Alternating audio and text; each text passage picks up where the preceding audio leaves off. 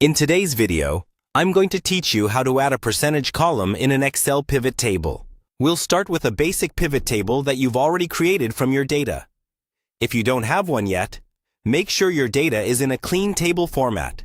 Then use Insert and then Pivot Table to build one. Once your pivot table is ready, look at the Values area, usually on the right side of your screen in the Pivot Table Fields pane. This is where the numbers you're summarizing, like sales or counts, are listed. To turn one of these values into a percentage, first make sure the field you want is already in the values area.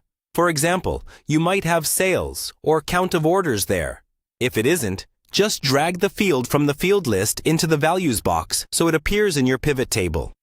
Next, click the small drop-down arrow next to that value field name in the values area and choose Value Field Settings. This opens a window that controls how that number is calculated and displayed. By default, it's probably set to sum or count. Leave the calculation as it is, because we're going to change how it's shown, not how it's calculated. Now, click the button or tab labeled Show Values As.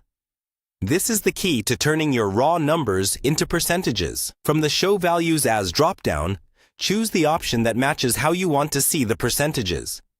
The most common choice is % of grand total, which shows each number as a percentage of the overall total. You can also choose % of column total or % of row total if you want the percentage relative to a specific column or row instead.